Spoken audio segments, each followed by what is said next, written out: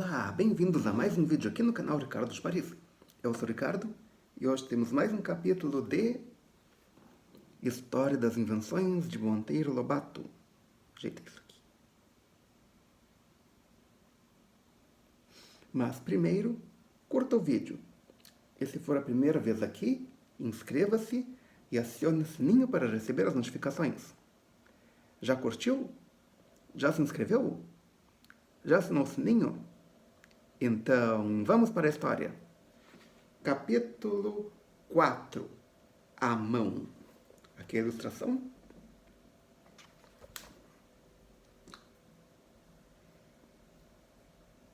Deixa assim. Pois é isso, começou Dona Benta no dia seguinte. Da pele que um peludo bicho homem usou pela primeira vez, saíram todos os maravilhosos tecidos com que nos vestimos hoje. E do primeiro abrigo de pau tosco que saíram todas as casas modernas, inclusive aquele arranha-céu que vocês tanto admiraram em Nova York. O Empire State Building, exclamou Pedrinho com os olhos brilhantes. Que colosso, vovó! 380 metros de altura. Quando parei diante dele e vi aquela imensidade que subia para o céu, senti um arrepio na pele. Um orgulho. O orgulho de ser homem, de pertencer à mesma espécie dos que haviam construído o colosso. Pois Empire State começou da maneira mais modesta. Sem aquele primeiro passo que foi a miserável cabana de pau tosco e palha, imaginada pelos peludos para substituir a caverna de mau cheiro, não teríamos esse assombro do arranha-céu, que de fato, como diz Pedrinho, nos causa arrepio de orgulho. Mas chega de pele. Hoje vamos tratar da mão. Quem sabe o que é mão? É isso, respondeu a Emília, espichando a munheca. E os outros puseram-se a olhar para as suas como se estivessem vendo pela primeira vez. Só notaram uma coisa, que estavam bem sujinhas. A sua mão está limpa ou está suja? Se estiver suja, bote pausa e vai lavar as mãos. Depois volte para terminar de ver o vídeo. Mas se estiver muito curioso, aguarde. Termine de ver o vídeo e vá lavar as mãos depois. A mão, explicou Dona Benta, é a evolução de uma pata dianteira. Todos os quadrúpedes possuem patas dianteiras que empregam para andar e também para fazer muito desajeitadamente o papel de mãos. Repare o gatinho. Quando pega qualquer coisa, pega com os dentes, procurando auxiliar-se com as patas dianteiras. Infelizmente para ele, essas patas dianteiras não possuem os dedos que temos em nossas mãos, e o auxílio que prestam ao gatinho é bem pequeno. A grande coisa que aconteceu com a mão do homem foi o encompridamento dos dedos e a colocação do polegar em oposição aos outros 4. Ficou assim transformada num maravilhoso instrumento de agarrar. A torquês, ou alicate, é uma mãozinha de ferro com 2 dedos apenas, um oposto ao outro. Se esses dedos estivessem um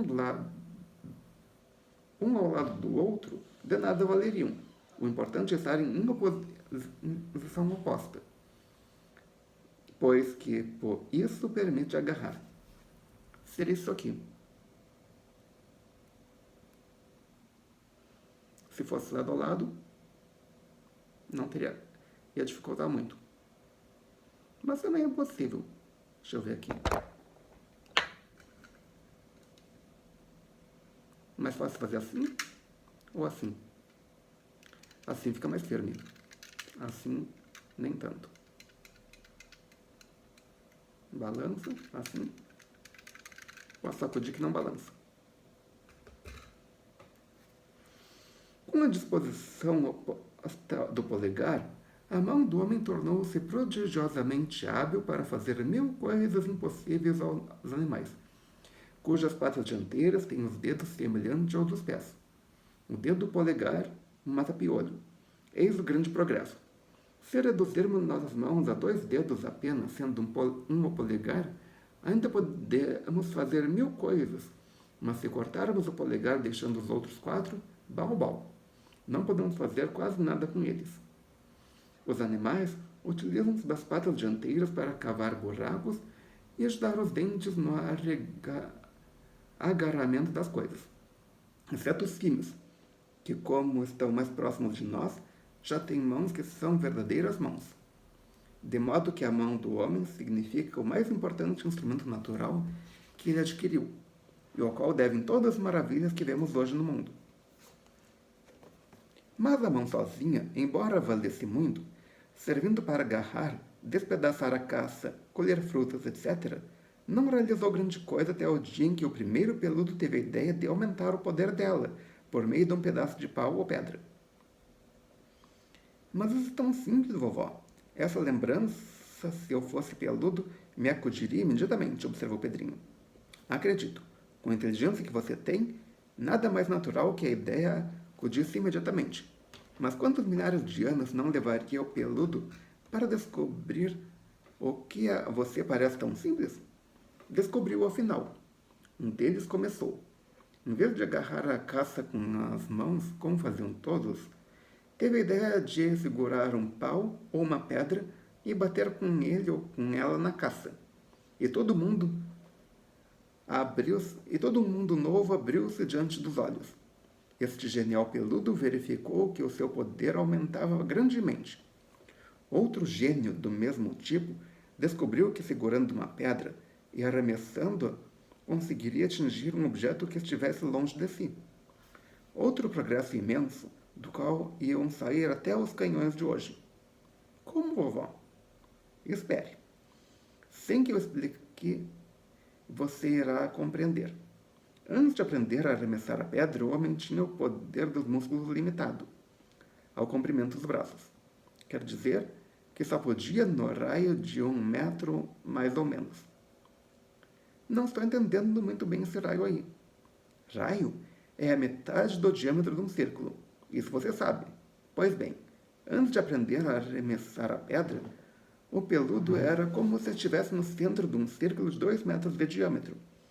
Seus braços formavam os raios desse círculo, de modo que ele só podia atingir o que estivesse dentro de um raio do comprimento do seu braço, isto é, 1 metro. Bom, agora entendi. E quando aprendeu a arremessar a pedra, esse homem passou a poder muito mais. O raio do círculo em redor dele, o do círculo que ele podia atingir com a pedra, passou a ser muitíssimo maior do que o raio que ele podia atingir apenas com as mãos. Se, por exemplo, jogava a pedra a 20 metros de distância, seu poder aumentava 20 vezes mais. Com as mãos, ele só podia dentro do raio de 1 metro. Jogando a pedra, ele passava a poder dentro do raio de 20 metros, suponhamos. Antes, ele só podia atingir um veado que estivesse a 1 metro de distância.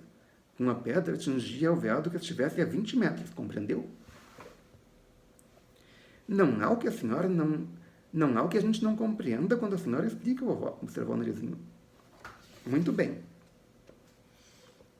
Temos aqui o peludo aumentando de 1 para 20 o alcance de seu poder. Depois vieram as outras invenções que aumentaram ainda mais o poder das suas mãos.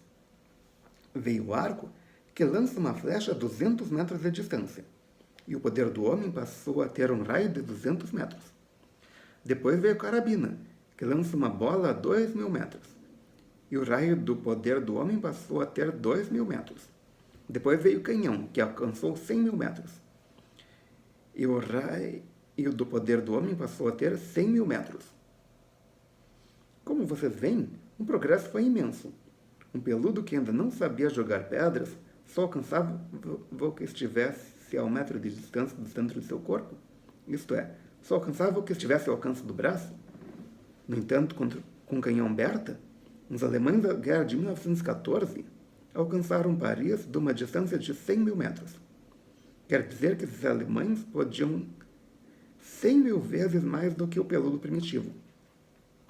Isso aí se refere à Primeira Guerra Mundial. Na época que o livro foi publicado, ainda não havia começado a Segunda. Então, eles não podiam dizer Primeira Guerra Mundial. Falavam a Guerra de 1914, a Grande Guerra, a Guerra Mundial, por aí. Interessante isso, vovó, murmurou Pedrinho pensativamente. Hoje vemos nos museus martelos de pedras que os peludos faziam para aumentar o poder das mãos. Parecem coisas muito simples, mas se refletirmos um pouco, temos a nos curvar com toda reverência diante dessa invenção, como nos curvamos diante de uma velhinha que é mãe de um grande homem. Inumeráveis máquinas que aumentam prodigiosamente a eficiência do homem moderno procedem desse martelo. São filhas dele. Um minutinho aqui.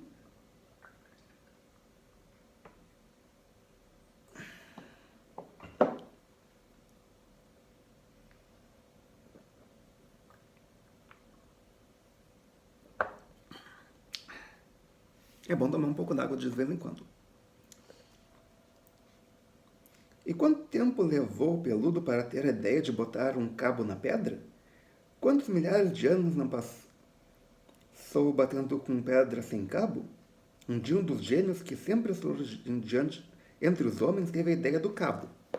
E com espanto viu que a pedra encabada possuía força muitíssimo maior que a pedra sem cabo. Estava inventado o martelo, esse preciosíssimo instrumento que é de todos o que mais uso tem, pelo menos aqui em casa. Aquilo era alusão a Pedrinho, cujo martelo já estava desbeiçado de tanto prega-prega. Até a Emília tinha o seu martelinho. Do martelo de pedra surgiu o machado. Com certeza foi descoberta feita sem querer. Ao malhar com o martelo a pedra lascou de um bom jeito por si mesma, virando lâmina de machado, e com espanto peludo viu que, em vez daquele martelo amassar ou esmigalhar, como fazem todos os martelos, cortava. Ora, cortar era coisa utilíssima para quem já fazia cabanas de madeira. Podia ele agora cortar os paus do mesmo tamanho, e o machado começou a aperfeiçoar-se. Um peludo escolheu pedras próprias que dessem bom corte. Encontrou os sílex e outras.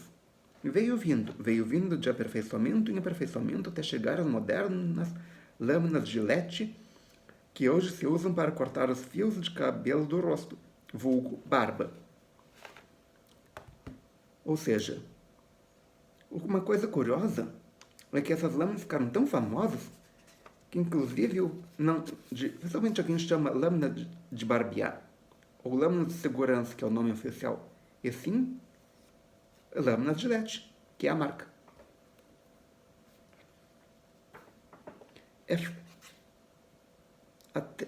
Atualmente a Gillette não fabrica mais as suas lâminas, fabrica em cartuchos. Tem vantagens e desvantagens. A desvantagem do cartucho é que ele não é ecológico, é difícil de reciclar, porque é feito de metal e plástico. As lâminas antigas tinha que tomar cuidado no manuseio, porque senão a pessoa podia se cortar. E cortava bem grave, e um corte bem fundo, se não tomasse cuidado. Mas a vantagem é que são ecológicas, são puramente metálicas, ou seja, recicláveis. Além de ter um preço mais barato. Continuando, é fácil imaginar a lentidão com que surgiram tais aperfeiçoamentos, e a alegria do primeiro peludo que, esfregando a pedra do seu machado contra a outra, conseguiu avivar novamente o corte. Era a arte de amolar que nascia. Antes dela, tinham de aproveitar o machado enquanto durasse o corte natural da pedra lascada. Logo que o corte ficava arrombudo, punham fora o machado e faziam outro. Imaginem a trabalheira.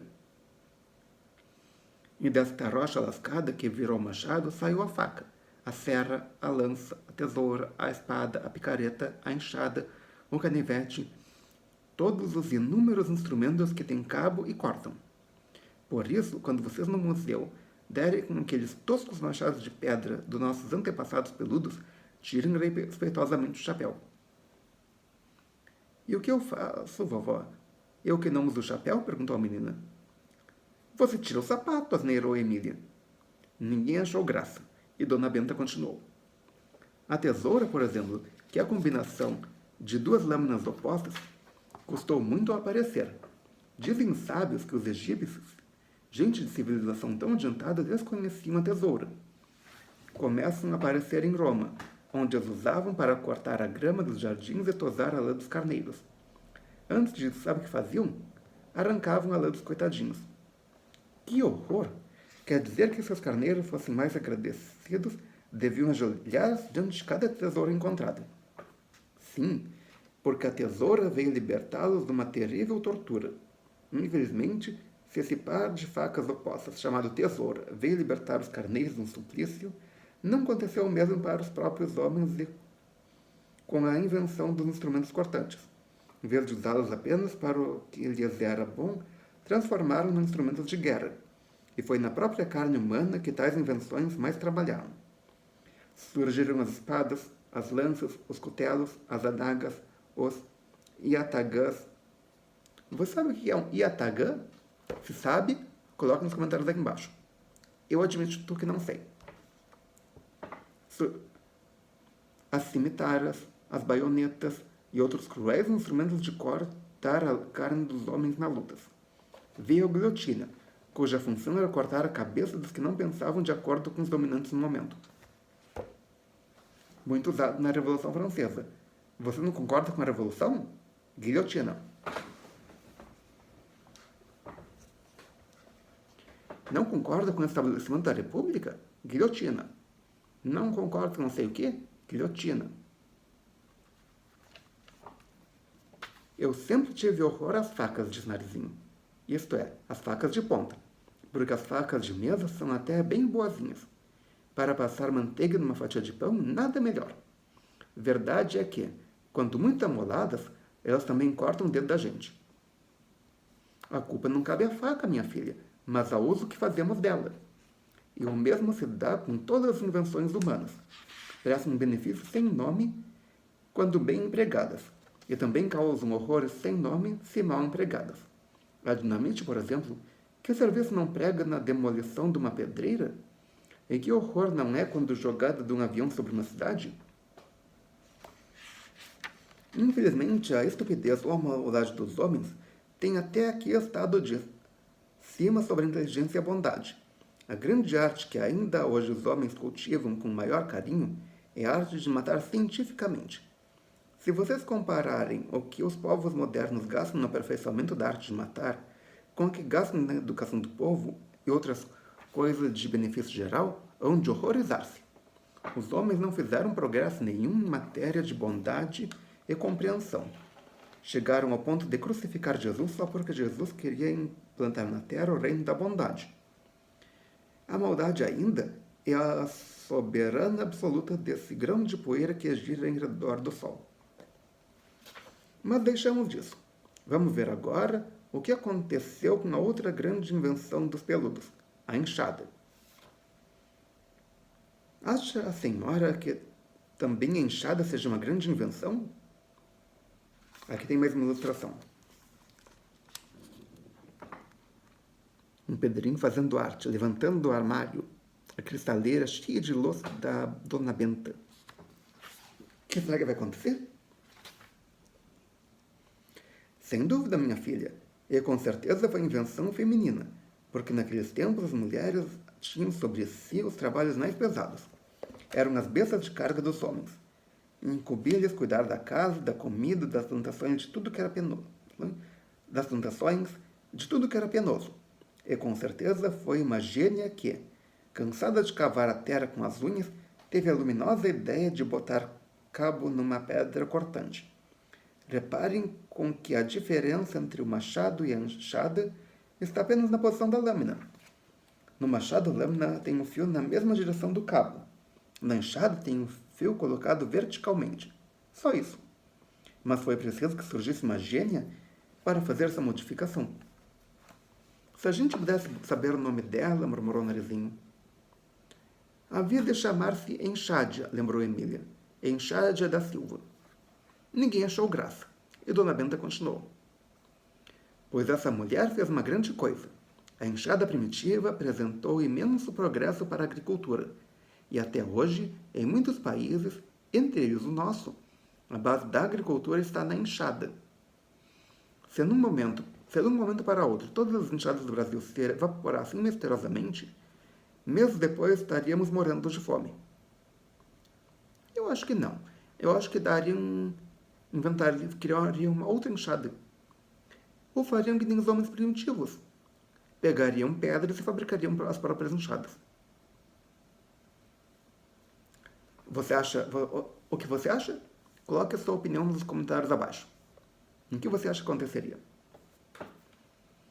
Mas a primeira enxada de pedra, tão tosca e rude, foi se civilizando nos filhos que teve. E maravilhosos netos apresenta hoje. Os aralhos de disco, as grandes ceifeiras. Essas, vovó, essas são filhas da faca.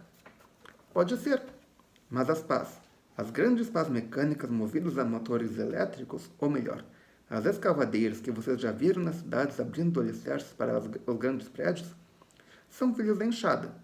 E as dragas, sabem o que são? Dragas eu sei, disse Emília. São as irmãs das drogas.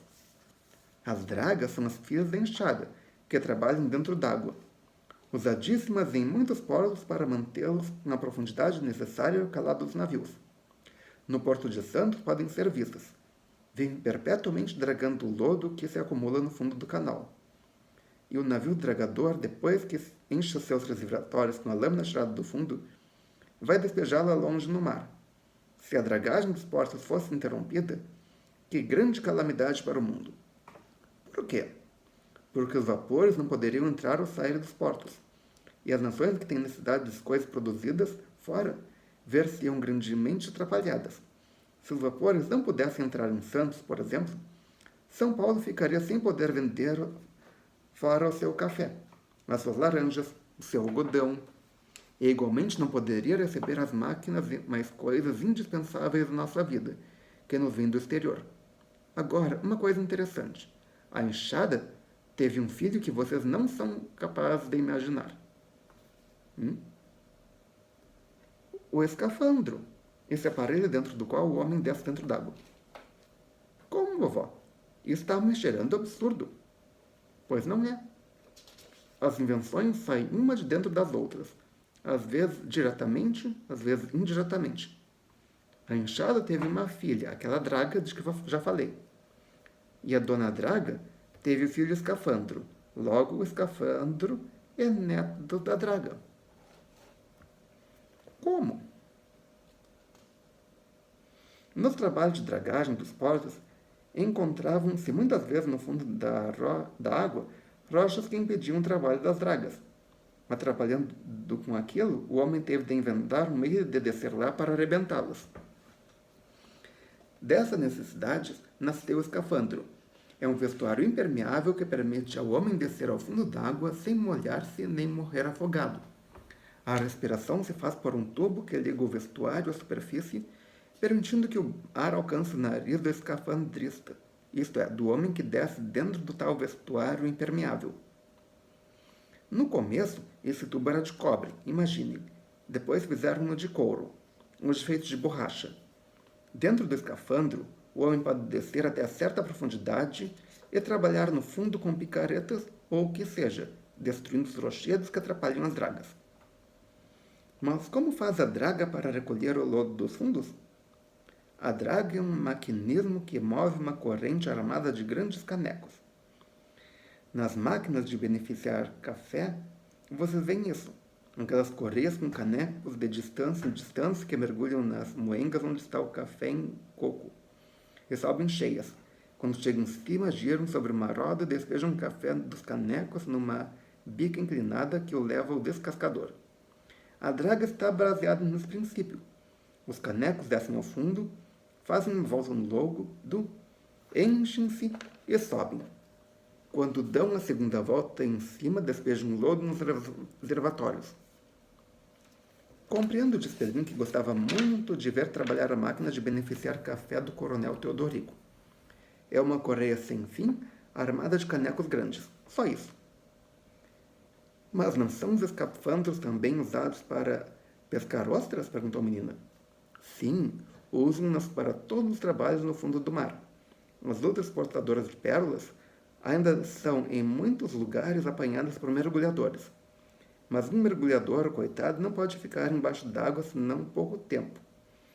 1 minuto, 1 minuto e meio no máximo. Depois do escafandro, porém, um homem poderá ficar horas debaixo d'água. Esta é uma coisa que eu queria ter, disse Pedrinho, um escafandro.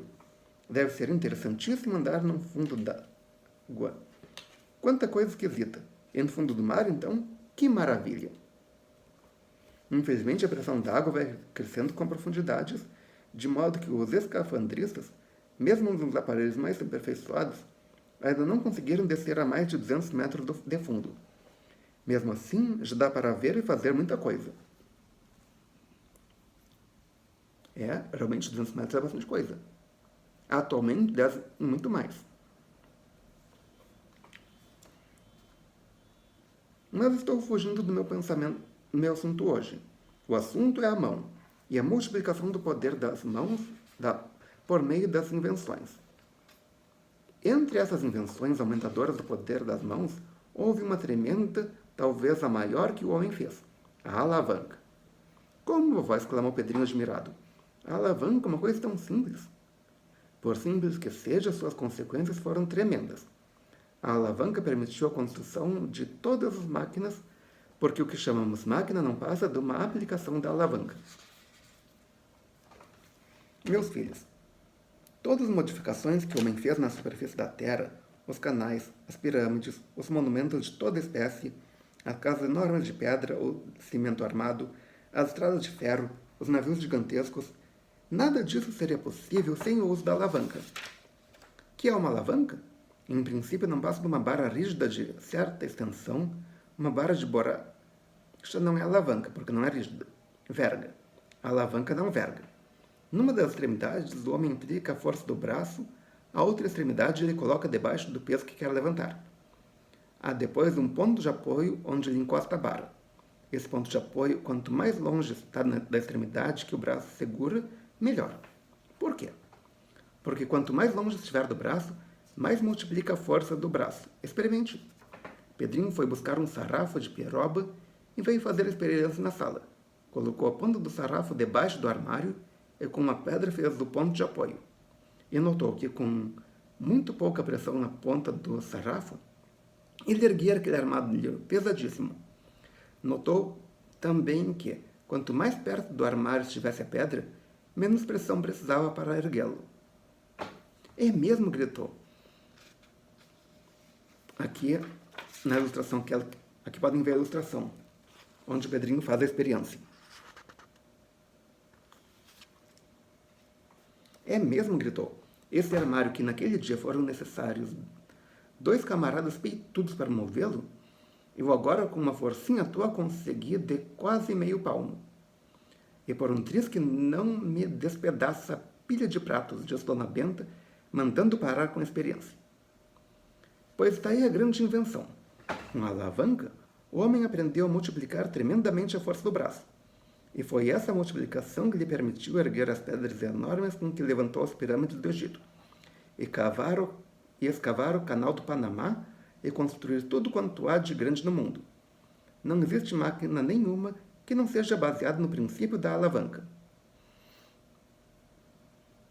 E é por isso que as máquinas têm tanta força. Então, quando me perguntarem o que é máquina, posso responder que é? Responda que é uma aplicação da alavanca, e o perguntante ficará entupido. Outra invenção também de grande valor foi a corda de levantar pesos, de onde saíram os modernos guindastes. Se você amarrar uma corda a uma grande pedra e fizer a pedra passar por uma roldana dada a uma certa altura, puxando o ponto da corda, pode fazer a pedra subir até junto da roldana. Esta invenção permitiu 1000 coisas, como é fácil de imaginar.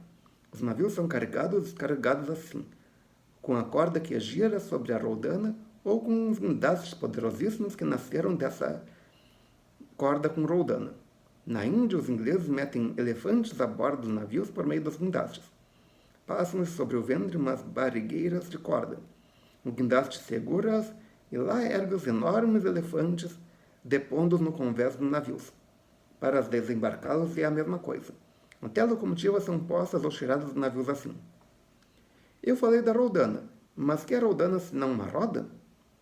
Foi outra grande invenção, a roda sobre a qual temos de conversar. Não hoje. O relógio já bateu 9 horas, o narizinho está pescando. Olhem o jeitinho dela. E aqui termina mais um capítulo. Se você gostou, clique em curtir. Adicione esse vídeo aos seus favoritos, compartilhe com seus amigos, traga um novo inscrito para o canal. Já sabe, 250 inscritos, lança um quadro novo. E 1000 inscritos, vai ter uma grande surpresa aqui no canal. Querem saber o que é? Bom, fazemos o seguinte. Se vocês conseguirem chegar a 200 inscritos, eu revelo que vai ser o quadro novo. Ok? Obrigado pela presença.